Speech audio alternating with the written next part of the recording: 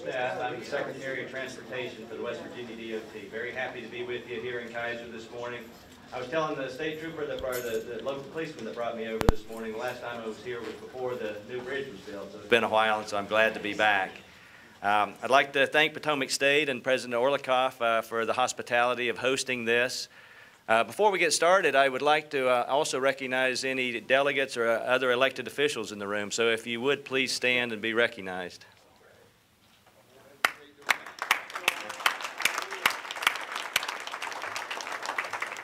Thank you all so much for your service. Again, I'm Secretary of Transportation and Commissioner of Highways, and so my role here is one of education. I'm here to talk about the program, to tell you what it is, what it isn't, and to make sure you understand the facts. And then we have others who will be representing some private interests, like Mr. Dale Lee here, who is actually representing the Education Association. But what I'd like to do to get started is to tell you a little bit from a transportation point of view what the three questions that we always get on this. And so it's the easiest way for me to give a really short snapshot speech and actually sort of fill you in on what the issues are. The biggest misconception and the number one question that we get is, will this require any new taxes? And the answer to that is absolutely not. All of the fees that were required to support the bond were passed in this past legislative session, so it's all there, and you'll hear the governor talk more about that. The second question that we frequently get is, what's in it for me? Now, the governor's program has several different parts. It has the use of Turnpike bonding. It has the use of Garvey funding and bonding, which is where we use our federal funds that we have to actually bond out. And then it has what the vote on Saturday is about, is the general obligation bonds. So it has several parts, and the way we've organized this is, if you look at all those parts taken together, you get the map right over here that has 600 projects on it. There are a number of projects in every county, millions of dollars in every county. And so the fact is, if you take that program together, you get every county, every citizen of the state of West Virginia benefiting from this program. And then the third question we frequently get is, what happens if the bond doesn't pass? Well, the first thing I'll say, and the governor will talk about this remarkable program of economic recovery, of hope for our citizens. The first thing you get if the bond doesn't pass is you miss that opportunity for economic recovery. This is really a way to kickstart our economy, to get jobs flowing almost immediately. The second thing you miss is a remarkable opportunity for bonding, that the rates that we think we'll get would be on the 3.5% range, something like that. The cost of inflation in today's world for construction stuff is higher than that. It's 4.5%, 5.5%, 6.5%, depending on how you measure that. So the cost of borrowing is less than the cost of inflation. What that means is you will pay more later. We have to fix these big projects that are funded with the bond. We have to fix them. And so ultimately they will continue to deteriorate and they will cost more later.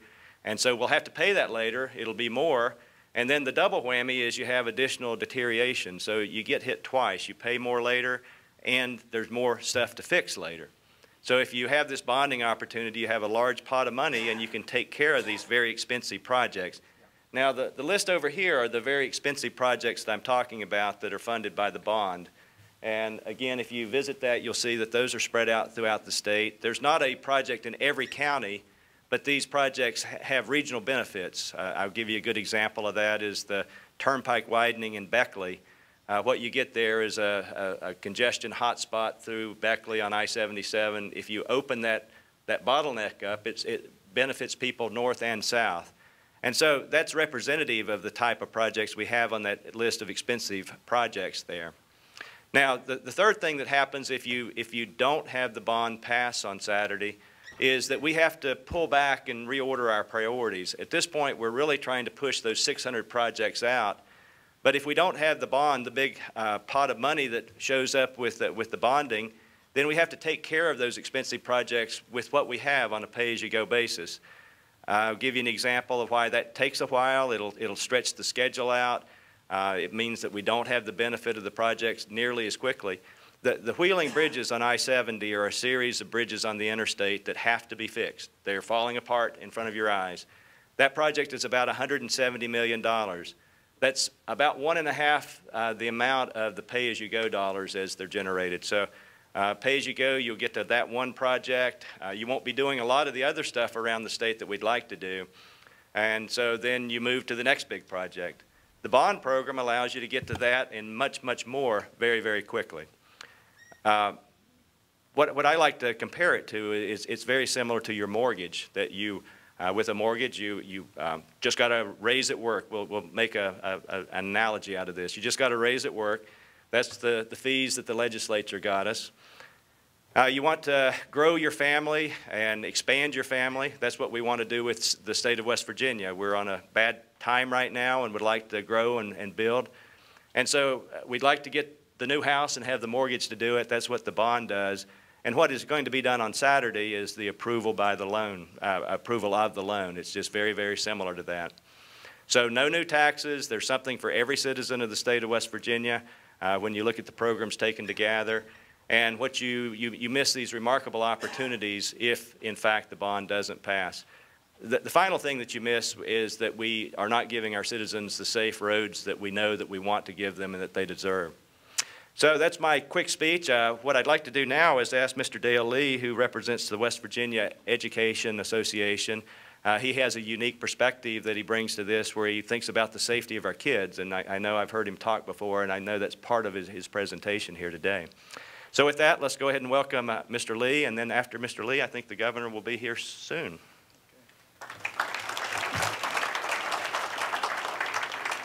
Thank you so much. It's a pleasure to be here with you in Mineral County. It's always an honor to come up and represent the teachers across the state. I am Dale Lee. I'm the president of the West Virginia Education Association. We are the oldest and largest education association in the state of West Virginia. We've been around for 152 years now. And as Tom said, I've traveled around to these and with a different perspective. All the other people that have been traveling talk about the number of jobs that's going to be created. And I'll touch on that briefly. But as a teacher, I'm a high school special ed math teacher. As a teacher, my number one priority is our kids, our students. And I spent, this is my 10th year as president of WVEA, and I spend a lot of time traveling around the state. And especially at the beginning of schools to go visit the different locations. Some of the things that I've seen absolutely breaks my heart. When you have kids who have roads that have been caved in now, and parents who have to transport them as much as a mile to catch the bus, there's something wrong with that. Something wrong in this state. When you have a bridge in Fayette County where the bus gets to the bridge, has to stop, the students have to get out of the bus, walk across the bridge, then the bus goes across the bridge, and the students get back on the bridge.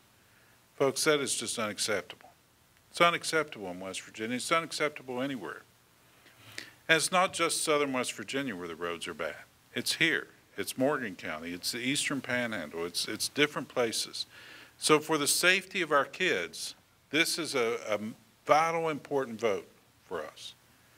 Also for the safety of our employees. You know, wintertime's coming.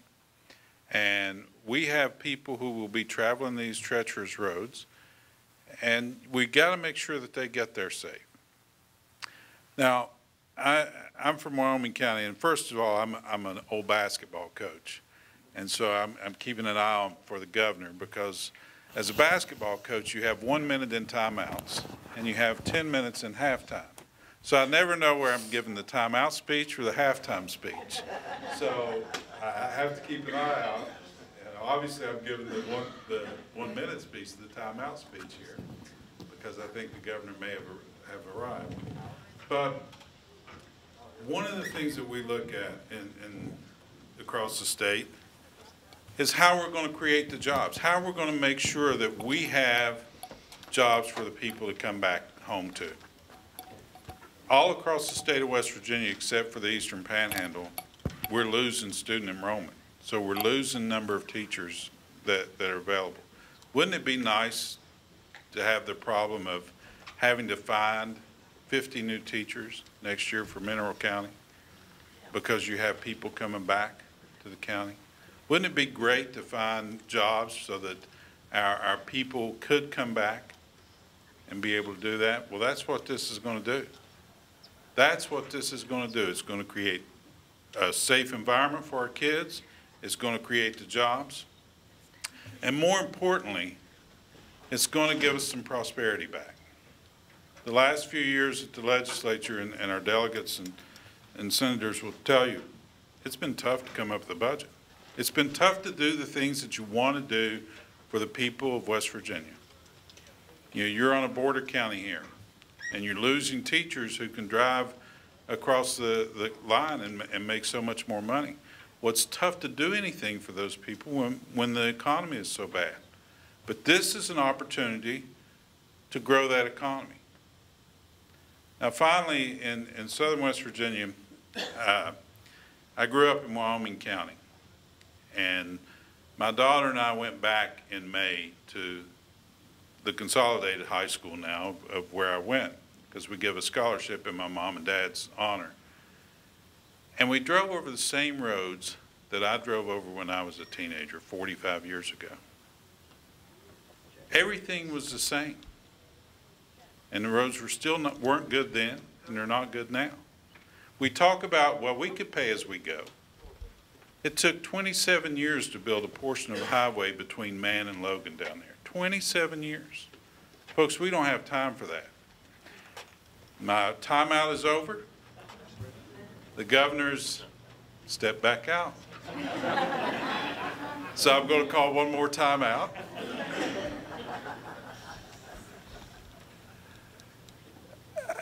Again, it's like Tom said, it's like building a house. If you build a house as you go, what are you going to do? You're going to build the living room, and then next year decide, well, I've got enough money now, I'm going to build the kitchen. And then the following year, well, now I have enough money, I'm going to build a bedroom.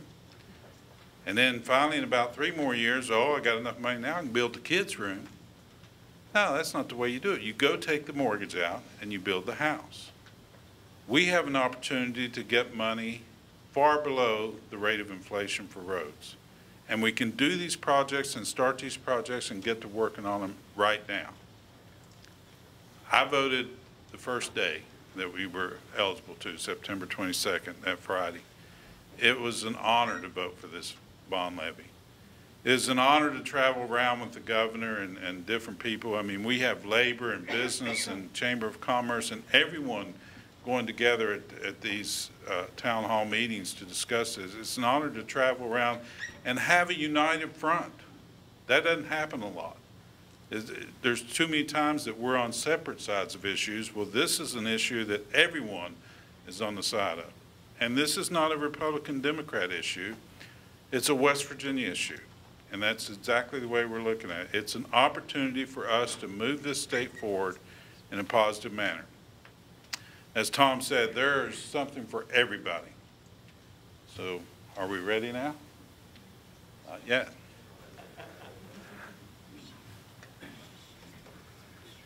The last thing that I will tell you is that, folks, West Virginia is moving forward. I really believe that.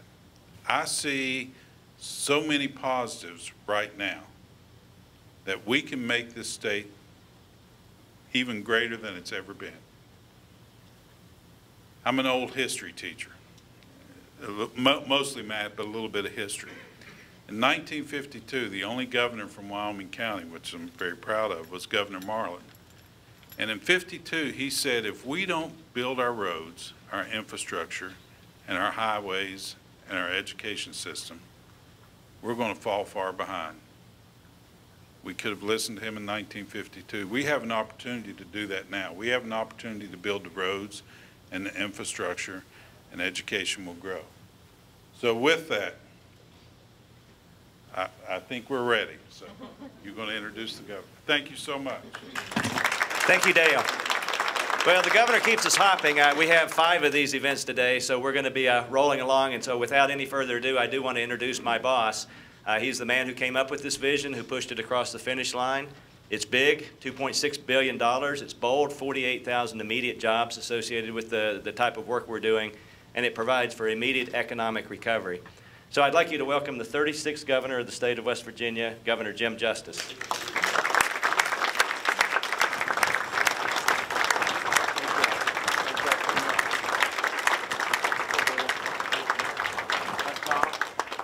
Okay, sit down, please. I had to run to the bathroom. Whew. Gosh, that was close. Hope everybody's doing good, and what a wonderful crowd and everything, and I really appreciate you coming. Now, am I kind of, oh, I know what I'm doing. Just give me a second now. We're working on it. Is that better? Can y'all hear me now? Okay, good. Let me, before I go any further, talk about Potomac State just 1 second. You know, what a wonderful school. I just got to meet your president. I met her one other time, I think in Charleston. But nevertheless, let me just say this. A long time ago, in 1969, I had a great friend that we played basketball together, and he played at Shady Springs High School. I played at Woodrow Wilson, but nevertheless, J.D. Robinson earned a scholarship at Potomac State. And he came here, he was a point guard. And later on, after we both got out of school, we played a lot of industrial league basketball together. So basically, and at that time, believe it or not, I was skinny. Now, since that time, I've grown another body, and my hair was brown, believe it or not. And, but JD was a really dynamic ball handler. And I can remember just like it was yesterday, he had an elderly guy that coached him here that had been at Potomac State for a long, long, long time. Can't remember his name. But nevertheless, JD said, and one of the shortcomings of JD's basketball game was his ability to shoot the ball. And it wasn't great, but he was an incredible point guard, an incredible passer. He could penetrate to the basket, and he could make foul shots, and he had a halfway decent shot, but it wasn't really great. And he said one time, and he said this was a little demoralizing, but the coach called timeout during the game and said, JD, I want to tell you this. Whenever the desire comes upon you to shoot the ball during the course of the game, don't. And so, nevertheless, I've got a lot of fond memories about Potomac State from a long time ago. And I never got up here to see JD play. But it's a beautiful school, beautiful community. And I'm sure that you are beautiful, beautiful people. Now, I don't have the opportunity to come very often, and I'm not going to sit here and just run my mouth forever, but I can tell you just this. When I ran for the office of governor, which you bestowed upon me a tremendous honor, and I'm sure there were some of you at least that voted for me that maybe are here, and nevertheless, but I would say to you, and I only say this teasingly, why did you do this to me? I mean, no, I really mean this. You know, we have a great state, and we have so much opportunity, it's unbelievable. And forevermore, for good or for bad, we have really struggled. Now, natural gas just fell out of the sky on us, and we've had the blessings from the good Lord beyond belief. You know, you just think about it. A state that abounds with 4 of the most beautiful seasons on the planet. A state that is located within a rock's throw of 2/3 of the population of this country.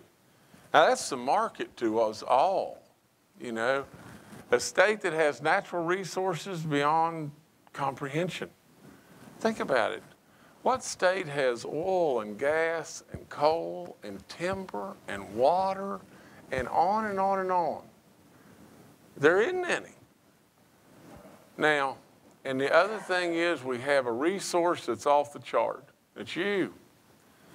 You're craftsmen. You're faith-based. You're good people. Your family.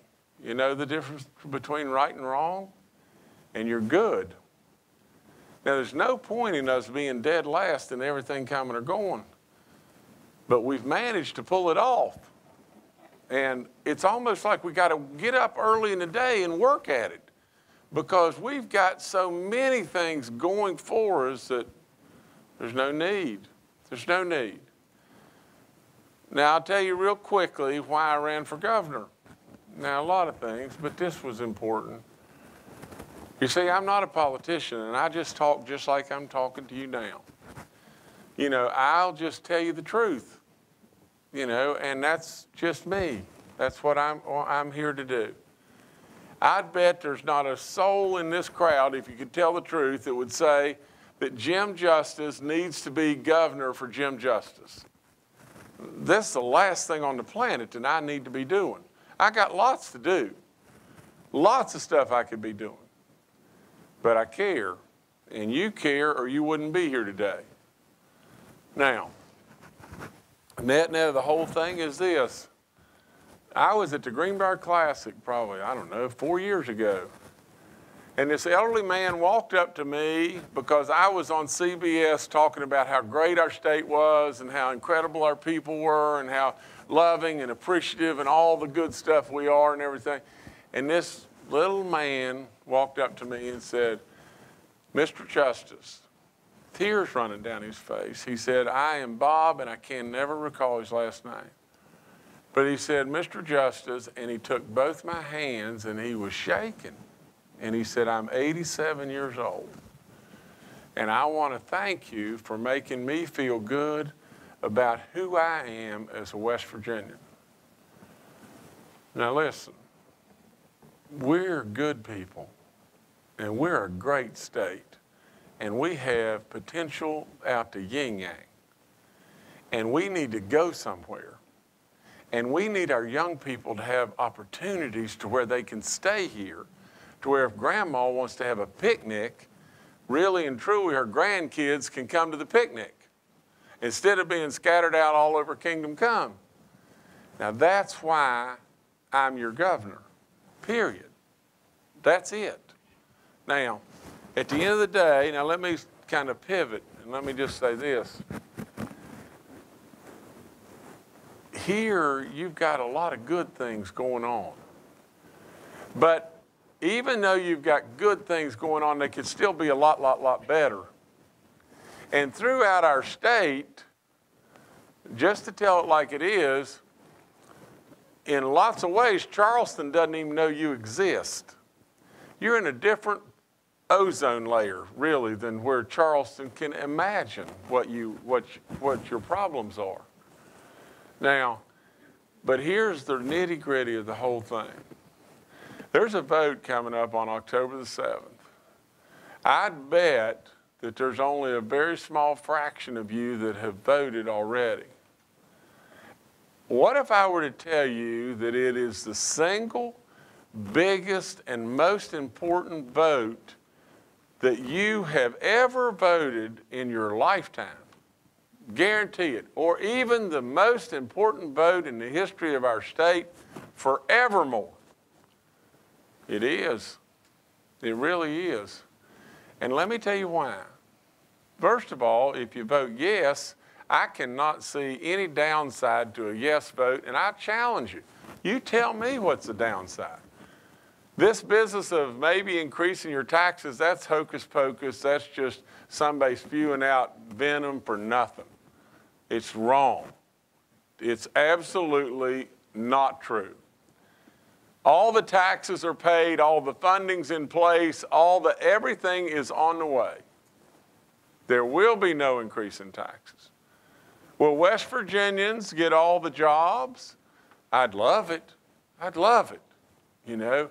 But reality is just this. Every day we go along, more and more West Virginians will get the jobs.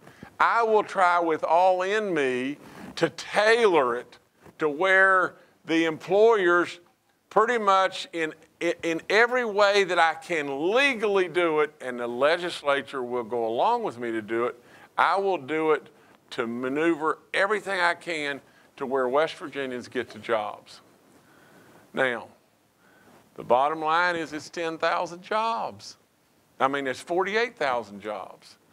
And it's hundreds and hundreds and hundreds of millions of dollars of revenue that can spill back into education and everything else we do. You look at this great school. You know, there's this all over the place. How many more are we going to have to close? Because we don't have any revenue. Where are we going to turn? Where are we going to turn and what are we going to do? Now, the downside is real simple. Let's say that this fails. Listen to me. You got a $500 million hole in the bucket right now. You've taken money out of the rainy day fund down to the point where your bonds are being derated. Now they are. So you can't really take any more money out of the rainy day fund to save your bacon. You can't do that. So what are you going to do? You got a $500 million hole in the bucket. The only revenue that was put back in this go-round, the only revenue, was the revenue that I projected we'd get from the roads, the economic benefit of the roads. Well, if we don't do it, what are we going to do? What are you going to do? Absolutely, you really and truly need to just nominate somebody here to be the last person to leave West Virginia to turn out the lights, you know, because it will be that crazy bad. What will happen is just this. Charleston will not have the money to fund. I mean, this is my belief. I believe education should be the centerpiece to everything we do. Everything in our economy, everything we do. I wanted our teachers to get a pay raise. I didn't want us to whack our universities and our schools around the state. I wanted us to do neat stuff for our veterans and on and on and on. I wanted us to help the sick and the needy and people that really need us, What are we going to do? If this doesn't go, I am telling you what we'll have to do. We'll have to double back and make gigantic more cuts. Gigantic. You know what will happen? More people will leave West Virginia. Then we'll turn around and the hole will still be there. We'll have to make more cuts. We're the only state in the country that's losing population. I said when I started, we're the best state, with the best people, with the best things, seasons, closeness to market, natural resources, craftsmen, the best people, the best state. And we can just wither up and die. Now, I'll just tell you with all my soul, this idea, I say this all the time, but it's important for me to say this for me.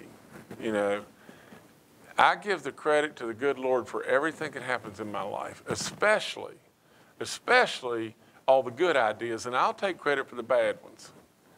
But this is a humdinger. I mean, this is a slam dunk.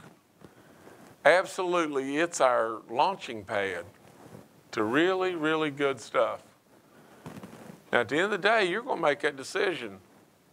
And that decision is going to be here in a couple days. Now, you got one more day other than today to early vote.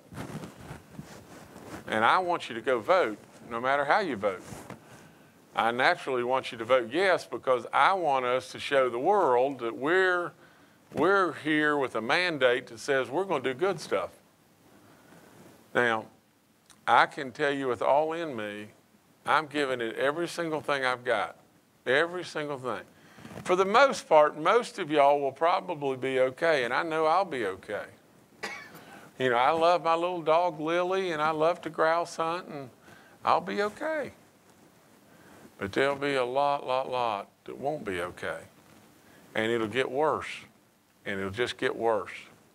And the last thing I would say is just this. If you don't think about anything except the safety of our kids, think about when are we going to get the next word that we've had a school bus drop off the pavement because the holes are so bad or the slips are so bad that we haven't been able to fix. What's it going to take for us to just wake up? Here's the thing. If this fails, I'd look out the window and look at your roads.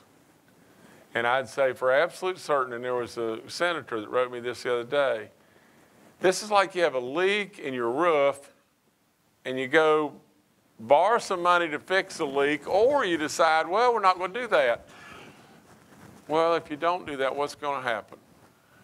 You're going to get more and more and more damage to your house, and the leak's going to get worse. And that's what's going to happen. It's a great opportunity. It's an unbelievable opportunity. Now, I'll stop there, and I want you to ask me anything you choose to ask. There's a great crowd of people here, and I love you being here. Yes, sir. Governor, I'm one of those who are responsible for voting for you and putting you in this position. Right. I apologize if that was me. I'm Buck Eagle, and I'm the president of the Mineral County Development Authority. And if I could, I would like you to bring this down to Mineral County and see what's in it for us. I understand, you know, we have a Tier 2 study that would do a partial of the Corridor O, the 220 bypass. So we're looking in Mineral County. We would like to have some road to prosperity. Right. And we really need that. So I understand that Tier 2 study is on the books, which Maryland has waited years and years to figure out where we're going to connect here in West Virginia. So that takes care of 1.5 miles. Then it moves approximately 10 miles through the valley here in this current Tier 2 study. I'm asking, is it possible? See, we're not even shovel ready yet. We're so far behind, we need Tier 2 studies funded. Right. The last strip from Claysville to Corridor H is 9.5 miles. My question is, if Mineral County supports the bond and the bond goes to these major projects, is there money from the buckets to fund the current Tier 2 study to have in place from Placid Lane to Claysville? Is there money to fund a second Tier 2 for the last 9.5 miles that would take it from Claysville to Corridor H? Okay, hold up just one second, Tom. Let me go ahead and you can get the mic, Tom. Because I'm going to have to defer to Tom, you know, on your Tier 2 study and all that kind of stuff. But let me say this. I mean, here's something to think about. The buckets are going to fund this incredible amount of money that's going to come from, that's going to generate $3 billion. Unbelievable amount of money. Okay, now what's going to happen is this. There are these major projects that we have on the books and everything that are going to eat up a bunch of that money, okay? But the beauty of it is this. Here's the beauty.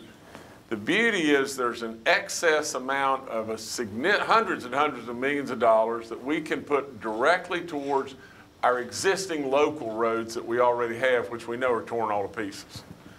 And we can accelerate the repairs on those existing roads. And we welcome more input from you in every way on roads that you are concerned about and everything back to our highway department. But here's the real problem. Here's the real bugaboo. As you go forward, we're spending about $160 million today on maintaining roads, and we're not getting it done at all. Now, we could end up being able to spend $350 million with, you know, a year for multiple years here to really get to where we need to go. So there's three parts. There's that. There's the Trump infrastructure program that's coming right behind this, but it's probably 2 to 3 years out, that could really throw real significant money right back to be able so we could continue this program. But here's the really bad side. You got $160 million that you're spending today. As we get a major project to go, we got to pull some of that money out of that goes towards local roads if we don't pass this. And so the local problems get worse. And that's all there is to it. So basically what will happen if it doesn't pass is the local situation will get worse. And as we go forward, if it does pass, we'll be able to significantly increase the local amount of input and then dovetail right into a Trump infrastructure program. Now, if you could answer it better than I. Yeah, I don't have a lot more to add beyond what the governor said, except that as the governor's described the program, getting these big projects funded and out of the way allows other projects to flow in behind them. What we want to do at the West Virginia DOT is get the studies started so that we can be ready when those other projects like US 220 come available and there's funding, that we're ready to move on those. So it's not on the list now. We know that we need to get those studies started to actually be ready, and the governor's program and the bond allows us to do that. I think too, here's the thing, the expediting of the process to get a road through, as far as the engineering, as far as the environmental and all that kind of stuff, a lot of the complicated regs that were unnecessary are knocked down, and there's another opportunity to move it along faster. Yes, sir.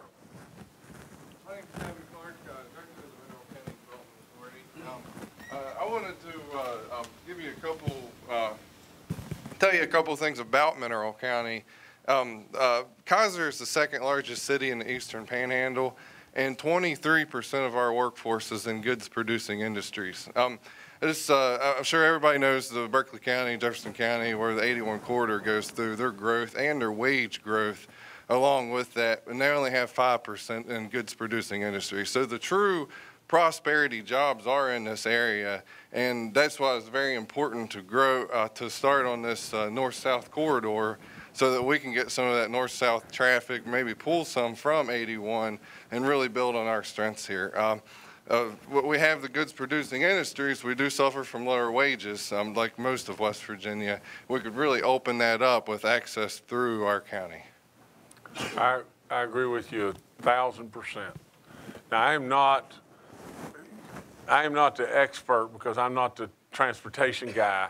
I'm not the expert on all the corridors and everything, but truly, you are ever so right. You know, we've almost made ourselves non-accessible, you know, and therefore, if you're not really accessible, then you get everything that just falls behind that, lower wages and everything else under the sun, you know. And so you're exactly right. I don't know how to say anything other than you just split the bullseye. Yes, sir. Governor Norm Lonnie, just a local taxpayer. Hey, Norm. I got the same problems you do. Hair's no longer brown, and there's another body here. I feel that I just have anorexia beats the way I look at it. It makes me feel better. Everything you've explained here and all these projects, without a doubt, are needed. I fully appreciate that fact, and I hope they all get done. My concerns is how we're going about doing this. Now, we already have one bond in place we're paying for now. Is that correct? You've got it. We have some Garvey bonding and some of the general obligation bonds that are being paid off from 1996 that are actually tailing out right now. We got to pay on them till 2025, another 8 years. Okay? Right. So we want to start another bond issue now. This is the same way the federal government's got us in the hock so much now. We got that amendment passed in 1996. We spent all that money 10 or 12 years ago. Now all them projects, you know, they're probably wore out and need replaced. Some of them probably under this initiative here, and that's great. We're going to spend all this money now. In 10 or 15 years, we'll do the same process. Everything needs replaced again. At that time, we need more money. It's a never-ending process. I understand that fully. I'm just real worried. Like I say, we're going down the same path as the federal government. We get the thing, we have no way of digging ourselves out. And it can easily happen. I'll use Mr. Lee's analogy of mortgaging a house. It's the same way, I understand. But a few years ago, there was a lot of people in this country who got mortgages on their house that they couldn't afford. And what did that do to our country? Okay? Isn't it better to step back? Let's address all the waste this government and every other government in the country is doing. No one ever mentions all the waste we have. I mean, it's tremendous. I can give you examples: Department of Highway, Education Department, Unemployment Service. Why don't we step back, really put some effort into eliminating all this waste, then see how much we need. We may not need 1.6 billion, we may only need $1 billion. It could save us a tremendous amount of money. Right. No one ever addresses that issue. You, sir, are a businessman. You know your business, how much waste you can stand. Sure. So if you give me a call sometime, I'll be glad to give you examples. Thank you.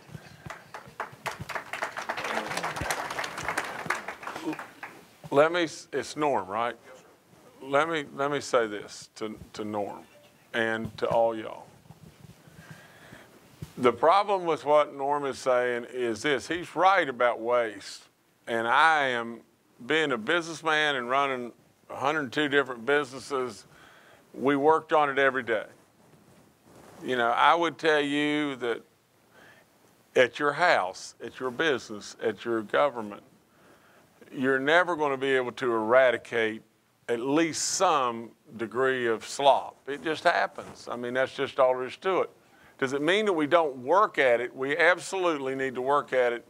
And you've never really had a business guy like me that's running government. And if you'll give me the opportunity, I will promise you we will put the meat axe to a lot of waste that's unnecessary. I'm new to the deal here now, okay? But I got it, and I know how to do that. But here's the problem, you know, with what Norm's saying is, you know, if we step back from this and we're concerned about 15 years from today, you know, about our kids, we're going to awaken to, I mean, in 15 years from today, we will have incinerated 15 times. I mean, that's just all there is to it. I mean, 15 years from today, I've got to worry about what in the crap are we going to do about next year? How are we going to put people to work and raise wages and generate revenue and fix our roads now, right now? And there is no better time in the history of the blooming universe to be able to set the bonds in place at an interest rate than we have today. The simple fact, I don't know if Thomas said this and everything, is if we wait, inflation, just pure inflation, is double the interest rate. Just inflation on the roads will double the interest rate. Now, the long and the short of it is just this, is the funding is all in place. You've paid for the funding, and it's all in place. Now, if you want a horror story, imagine this one. Let's just say we do what Norm says and we just wait. We just wait. What do you think is going to happen to those buckets? What do you really think is going to happen? I mean, like I said before, we've proven how to be dead last, and we've proven how to get a road done every 20 years. We've proven how to do all that. What do you think is going to happen to the buckets that you're paying for? They're going to get peed away, and you're not going to get your roads done. At the end of the day, your dollars that could have ensured getting the roads done, your dollars that could have created more tourism and generated more manufacturing and higher paying jobs and everything else, your dollars are going to get peed away as sure as I'm sitting here. In this situation of the bond that we have today, your dollars are constitutionally bound to go into highways and go to roads. That's all there is to it. Next question, please. Yes, sir. Yes, sir. Yes, sir. You don't need to stand up. Gracious sakes. I've got a prosthetic leg, so bear with me. Bless you. Bless you, sir. I teach chemistry here at Potomac State, and I watched your State of the Union address, or State of the State address, and you talked about some very modest tax increases. They were very modest, very reasonable, and they would have allowed to avoid some of the cuts that we've had. Now, being in education, you know, education is investing in our kids' future and the prosperity of the state. And the necessary cuts that have had to be made because those tax increases weren't passed for the budget have caused a lot of cuts to education. And if we take all our money and put it into stuff now, but not into education, which is investing in the state's future, we're going to have even more people leave the state to be able to find jobs, to be able to use that education when they do get it. So now that you are in the situation of not having that additional tax revenue, how can we invest in education for the future and try to head off some of these cuts that have had to be made? Our colleges are at the bare bones. You know, even the large ones like WVU, a lot of their money's earmarked, and they're down to the bare bones too there. How can we invest in education? Oh, bless you, sir. Sorry.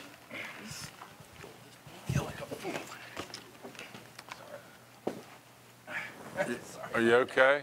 Yeah. Okay. I missed the tune. Well, I do it all the time, and I don't have a prosthetic leg, you know, but it sounds like I'm trying to sell you on something, and I don't want to do that. I really don't. I really just want to tell you the truth. And the answer to his problem with how we invest in education is right here with these roads. That's all there is to it. Just imagine this, the payroll taxes on the roads, just the payroll taxes on the jobs that the roads are going to generate will generate $200 million that'll spend right back annually, that'll spend right back into our general budget. It would have stopped it cold, the cuts that you're talking about would have happened. If we'd had this in place then, we would have stopped the cuts. Now, the reality is this, and again, I'm not trying to sell you on anything. The next thing that happens is your school's going to close.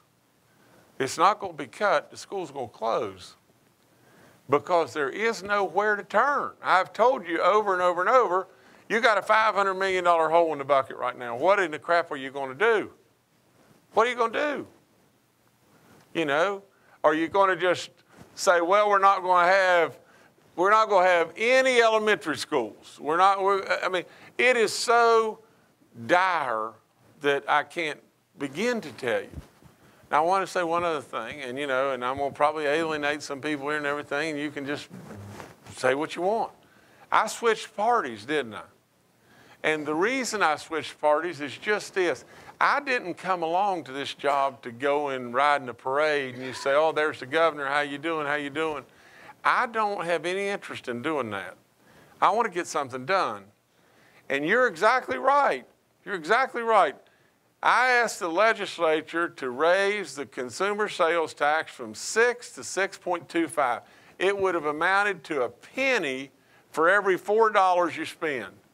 It was nothing. It was teetotal nothing. I had it done. I could have not cut the schools like what you're talking about. We could have helped the veterans. We could have helped the teachers. We could have helped the people that are the most dire and the weakest and everything else. And my own party, I had enough Republican votes. Now, there was a lot of Republicans didn't want to do this stuff, but I had enough Republican votes to pass it.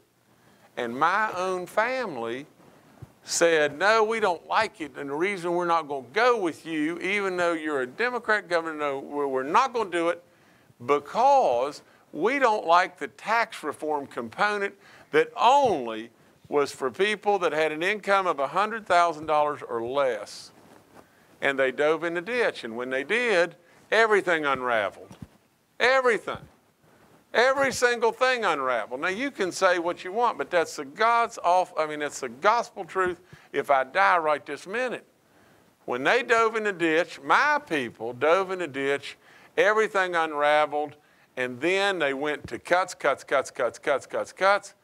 We lost our veterans, we lost our teachers' pay raise, we lost helping the needy, we lost the autistic, we lost the Women's Commission, we lost the university stuff, we lost our schools, we lost everything. The only thing we have in the budget is the economic gain from the roads. And at that point in time, I've got to make a decision. I'm either going to keep running the same place and keep doing the same thing, whether you love me or don't like me, but I'm not going to do that. I'm not going to do that because it is a bridge to nowhere. I've got to get something done. That's what I signed on for because I love you and I mean it. I really do. So, sir, I with all my soul don't want to see this school leave. And with all my soul, I want to see us pump money into higher ed and do things to pump up education in every way because I truly believe it is looked at so wrong. It ought to be the economic driver and not, oh my gosh, how are we going to fund this? How are we going to do that? It's the foundation of everything we have. It's everything. And you want, let me tell you one other thing, just dovetails right into that.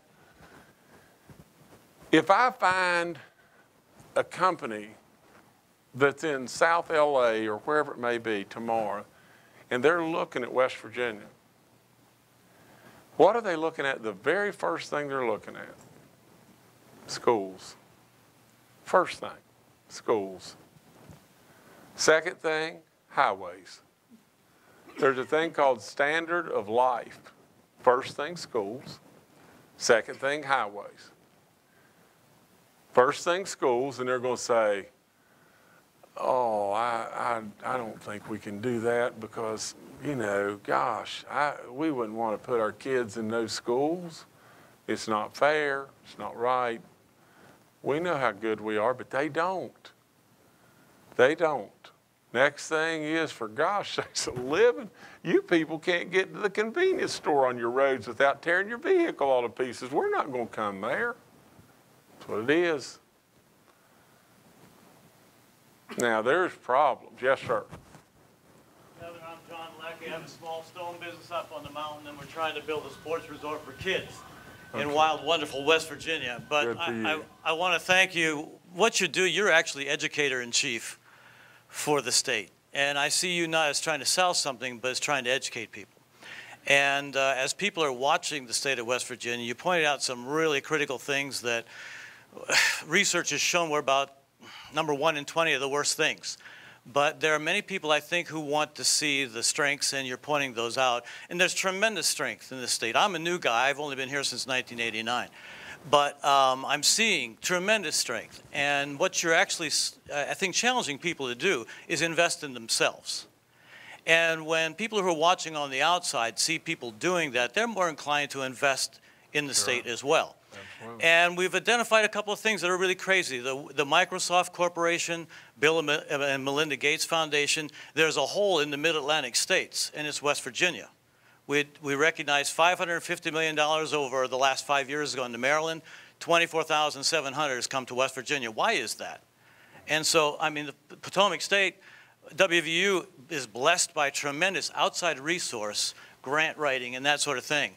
And the state has tremendous potential for that if people recognize how strong the state is and how strong people in the state are. So I think you're asking us to invest in ourselves. I haven't heard you before. I'm impressed with what I'm hearing because it's really critical that people do invest in themselves. So thank you for being the educator-in-chief today. Well, thank you so much. Let me say one thing that kind of ties to that. You know, I've told you the primary reason why I switched parties. The secondary reason that goes right with that is whether you love him or don't like him, you know, President Trump is our president. He's our president. That's just it, you know, and he's going to be our president for a good while. And he doesn't need to do anything for West Virginia because he's going to win West Virginia no matter what. That's all there is to it. So why would he help West Virginia? Well, first of all, he cares. And second of all, I'll get him in a headlock if he doesn't. You know, because we're that good of buddies. We really are. And I know his family, and I know him really well. And we talk all the blooming time. And I got to tell you this story real quick because it'll make you laugh. But the other day, and you know, he calls my little flip phone all the time and everything. We talk, and then I call him, and we talk about everything. And I proposed this big natural gas hub thing, you know, that can be an unbelievable thing for West Virginia. Believe me, they're all over it. They're all blooming over it. I proposed a coal thing to him, you know, that could help our coal miners in a lot of ways. I proposed a timber, furniture manufacturing thing to him and everything. I don't know what they're going to do, but they're going to do something. And to tie in exactly with what that gentleman said, they're watching us, they're watching you. And really and truly, they're going to say, you know, if those people don't really want to even help themselves, we can't do anything to help those people. They're watching us. They really are. Now, you were going to ask something, sir. I'm just taxpayer too. I say I'm just a taxpayer here, but I'm concerned about Mineral County, and we do need roads. But there are a couple problems that, you know, needs to be addressed. You know, I first met you up in Rainier when you brought some things down when they were flooding, and you know, I appreciated that then. But my concern, you know, is that, you know, to help fill those buckets, I'd like to know where's the drug money go? All this drug money that the state gets, I mean, that can help fill the bucket. I just read an article about Rocky Gap contributing $4 million from their casino. That might help pay your bucket. Maybe it already goes in that bucket. Right. I don't know what conditions, you know, the other states have. You know, I like taking little trips. And, you know, we were just up in Canada, and the tour guide got on there, and she says, I got something to say about your president. She says, she talked about health care. She says, I have to pay it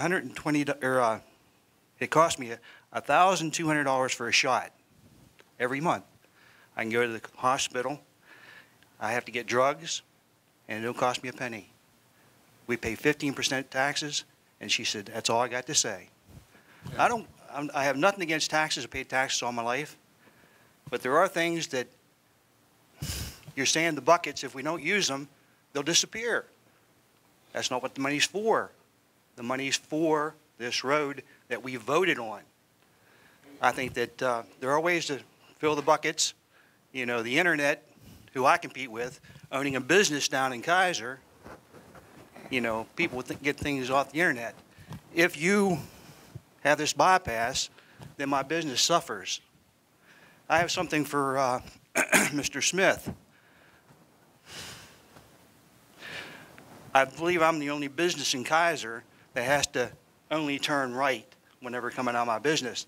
And that was when I did my driveway over. I think that was something that the Burlington Department of Highways put on me. I'd like you to look into it, because I don't like the sign that I bought because I had to put it up. That's all I have to say at this time. Well, let me say one thing to him, and then I'll come right back to you, man. Think about this just a second. Think when you go to vote, and I hope, like I said, I hope everybody here and everybody you know goes and votes. And I'll be respectful of any vote that you cast. But think just about this. Think beyond yourself and think about all that's at stake for everybody, for the chemistry teacher, for the guy that's in Jesse, West Virginia, you know, for anybody. Just think about the benefit of this for our state. And think about what in the world is going to happen if it doesn't go. Because, and the drug money, let me just say in regard to the drug money, there is some money that's available within our state today to combat this drug situation. But in all honesty, the drug situation is going to cannibalize us if we don't stop it. And today, you're not going to stop it with an aspirin and a Band-Aid. You're going to have to really aggressively stop this. And the first move to stop it is lots of jobs and hope. And then it goes all the way from social workers to treatment facilities to stronger laws, to more law enforcement, to everything under the sun. But it is a real problem, a real problem. Yes, ma'am. I'm with the city of Kaiser, council person. I'd like to thank you for coming today. Well, thank you. Kaiser. I heard you on TV on one of the stations, and this is a no-brainer. I mean, you're the first politician I've heard for a long time that has just a little bit of common sense. Indeed.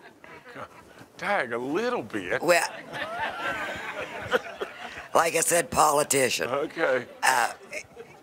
And the truth is, that is exactly what this state and this government needs, is common sense. I'm sure about that. It's been lacking for a while.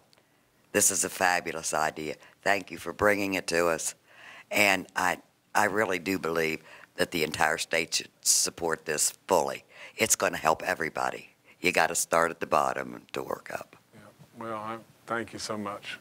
And it's a real pleasure being here. Yes, sir. No, him, and then I'll come back to you, sir. Yes, sir.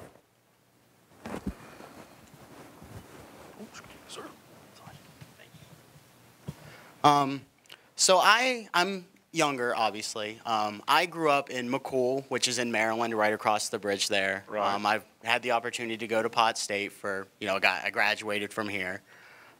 Lived in Kaiser for about 3.5 years, moved to Morgantown, went to WVU for about 3 years as well. My questions, concerns, and maybe I'm just not educated enough about the topic as a whole, but basically I hear a lot of people talking about investing in the state and investing in the people in the state. And in my experience, one of the biggest problems West Virginia has ever had, and you've mentioned it as well, where we have all these vast resources. We have the coal, we have the timber, we have the natural gas, we have the water, we have the tourism, we have everything. But who benefits from those things? Most of the time that money isn't kept in state. It's other companies from other places take advantage of the state, and none of that comes back down. And that's where that money could come from, the roads, everything that needs repaired.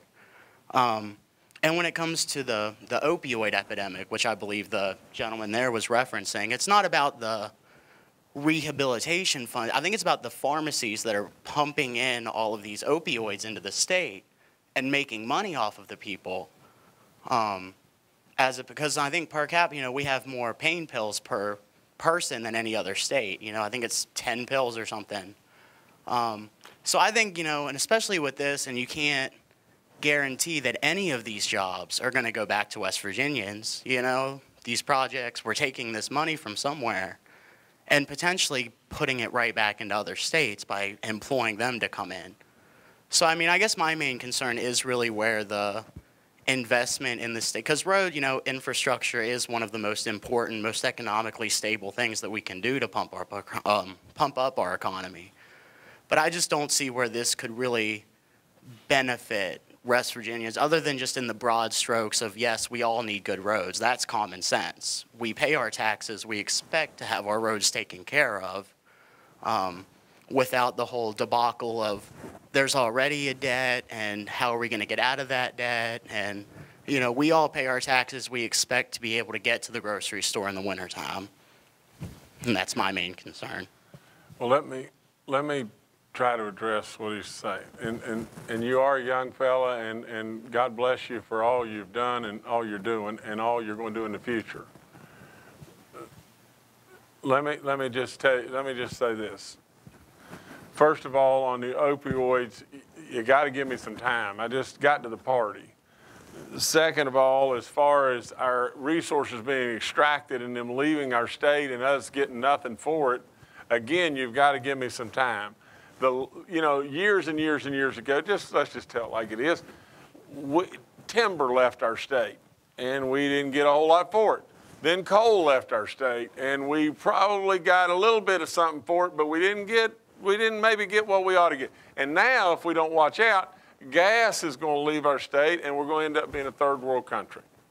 Now, if you'll get, the gas companies are not the evil witch from the West, and the gas companies will work with us, and I've got to solve that riddle, because they are willing to give back substantially more than they're doing today, but you've got to give me a little bit of time to solve that riddle, and I'll do that too.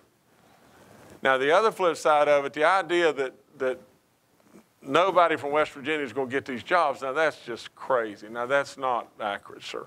I didn't say that nobody. Now, well, it could potentially be, there's not a baseline, like we're definitely going to have 1,000 local West Virginians. well, let me tell you, this is 48,000 jobs, and I am going to tell you that the lion's share of those jobs are going to end up being West Virginians. And the other flip side of it is just this. I mean, just think of the alternative. This is almost like, well, I'm getting older and everything's hurting on me, but what's the alternative? The alternative really is don't do the roads. Then we don't have any West Virginians that are getting those jobs for absolute certain, and we don't have the revenue, and we don't have the roads fixed. You know, it's not much of an alternative in my book. Yes, sir. I actually want to express my appreciation for your willingness to come here. We talked it over. We think you ought to come once a month. We would appreciate the opportunity to have direct dialogue with you. Okay. Do you happen in your travels and businesses and so forth? Did you ever run into a doctor, actually a veterinarian in Virginia named William Trubin, who was a state legislator there for about 30 years? I don't think so. Well, he's from this area. Right. His mother and my mother are both buried in the same cemetery up in Elk Garden, a little town up on the top of the mountain here. He became a good friend of mine through an association that I belonged to some years ago. He was a legislator and minority leader in the Senate in Virginia for years, and he watched very closely what was going on in West Virginia, and his district was included Winchester. That's where he lived at the time. Right. When Corridor H was designed, when the concept came along and they were in the design phase, the original route that was chosen for Corridor H was paralleling or following Route 50 right down to Winchester, because all the four-lane interstates branched out in every direction on the east side of Winchester, and we would have had a direct connection with the Beltway, with Northern Virginia, with the counties in Maryland, one of which is the wealthiest per capita county in the country. That area is arguably the strongest economic center in the entire country. Most people say hands down it is. Agreed. We have chosen as a state to not be connected to it, and it frustrates me. I lived outside of the state. When I finished school out of Morgantown, couldn't get a decent job back around here. I ended up living around the country, came back in 2008, and I was amazed to see that we still don't have that. If we really want to improve the economy of the state, now I realize we're not sitting on the outskirts of Charleston, and in this part of the country, that's always the rhetoric you hear. Well, if you were down around Charleston, you'd get what you want. I don't think that's true, but the economic gain that we would see by having a direct connection with Winchester, which is where the route was chosen originally. William Trubin told me that the reason Virginia converted the Route 50 on the west side to the West Virginia line to four-lane was in anticipation that was going to be built. And they stopped about a mile from the West Virginia line so there'd be room to engineer the tie-in when West Virginia committed their portion. Well, what happened was, he told me, and he was watching, he said local politicians got involved in other parts of the state, and they decided that they wanted that route to go up through the country and connect to 81 south of Winchester, away from all the other interstate connections and so forth, and so they changed it. When you come out of that area heading toward West Virginia, I feel like every time I do that, and I'm down there quite often, it's like a neon sign saying, don't come any further west. We don't want your business. And the revenue that we leave on the table by not making an effort to be connected is, we wouldn't have, I won't say we wouldn't have financial problems, but I guarantee you we would not have the financial problems we have now if we had made an effort and followed through with the original plan to connect to Winchester, because the demand for cheaper property, for cheaper residential property, we've got a rail service here in Kaiser that used to stop in Kaiser. I've ridden the train years ago from Kaiser to Washington, D.C. regularly. The rail service is already here. We've got a passenger terminal that's been closed down for years. It's all there, but we have to make a commitment to want to see that done. Now, I'll never live long enough to see it. One time I thought I would until they changed it. But if we made the commitment to do that, the demand for what we have to offer would be overwhelming. I used to talk to Dan Howman over in Romney, Hampshire County. He's the past mayor over there.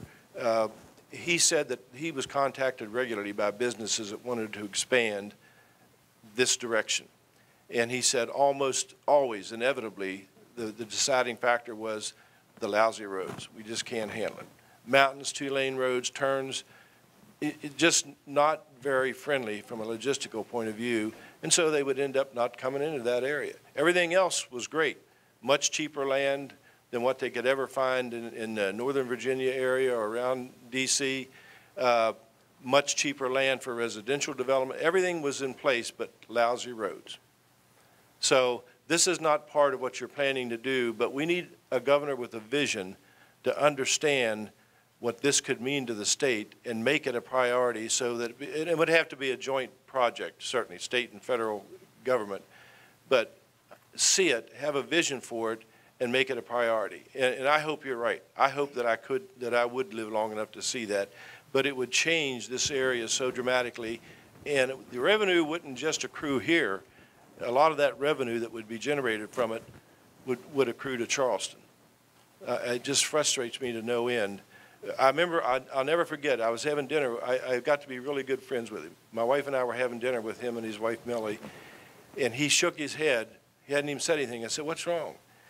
He explained to me what had happened and they changed the grid. He said, "I finally thought that West Virginia got smart about what this would mean to them, and they've changed the whole thing." And that's the first I'd heard about it. So I'm just telling you, if you really want to have a long-term plan to move a long way towards resolving the revenue problems in the state, choose that as a priority and do whatever has to be done to set it up and have it a project that will move and get that done. Thank you very much. No, and by the way, I'm past president of Development Authority. I feel like the Development Authority is filibustering you, but we're really not. We're just all concerned people. No. Thank you very much. Let me end this because I've got to go to other places and everything. I'd like to do one thing that's really important. I think let's just bow our heads just in a moment of silence for all those in Las Vegas and everything. It was a terrible, terrible thing for our country.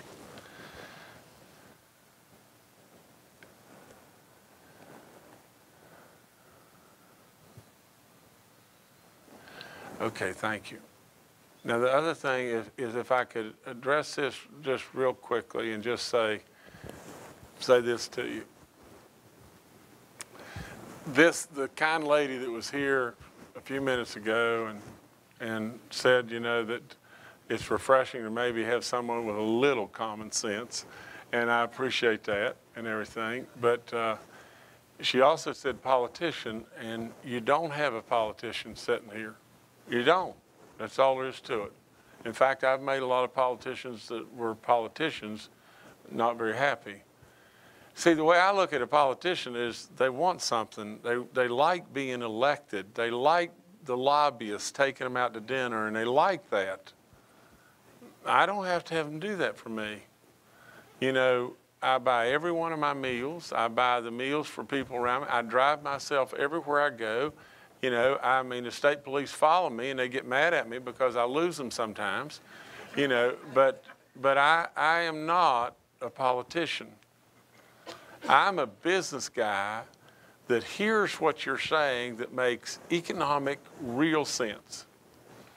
And all I would say to you is whether you are a teacher here, a wonderful professor here at our great school, Potomac State, or whether you're a young man that's on your way and doing great stuff, or whether you're a concerned person that would love to see the corridors and the connectors done, and honestly, an internet connector that could be an unbelievable boom right here in our state from all the standpoint of protecting information out of D.C. that could all flow right into you here. Whether you're any of that, I would ask you just this as I'm ready to leave. How's it working for you now? And if you're happy with where you are now, this is a decision of just that. If you're happy with where you are now and you think that things are good now, then you need to run out and vote no. But if you absolutely have any reason to believe that things could get better, I will promise you a no vote, things will get worse. I had a guy ask me at one of the meetings just not long ago, he said, I don't like all those orange cones that are put out there and everything when they're building roads, and it's going to slow me up going places. But I want to ask you, what are you going to do to ensure that my 3 teenage kids can stay in West Virginia and have opportunity and a job? And I thought to myself, you know, sir, your no vote is going to ensure that they're going to have to leave West Virginia. And you've just got to make a decision. How's it working for you now? How's it been working for you? This is not a politician that's sitting here. This guy sitting here doesn't have to be here. I am telling you, at the end of the day, I'm trying to help you in every way, shape, form, or fashion. And this is an absolute slam dunk. Slam, bloomin' dunk. And then all the things that will follow right behind it. You don't have a politician. You have a rational business thinker that started out with nothing. My grandparents never had indoor plumbing. I am the American dream. You know, and I'm here to try to help. Now listen, I mean it from the bottom of my heart. You've got a beautiful, beautiful school, beautiful community. You're beautiful people, and I thank you in every way for having me. And this will be way, way, way not my last time of being here. I'd also say to you just this, how many governors came? How many times have you seen a governor here? You know, how many governors have sat with you like this before? You know, I'm telling you, we got to get this thing passed. We got to pass it by a slam dunk, and then we got to get going. And I'll make sure that we'll get going if you'll give me the shot to do it. Listen, I love you. God bless all of you. Thank you for having me.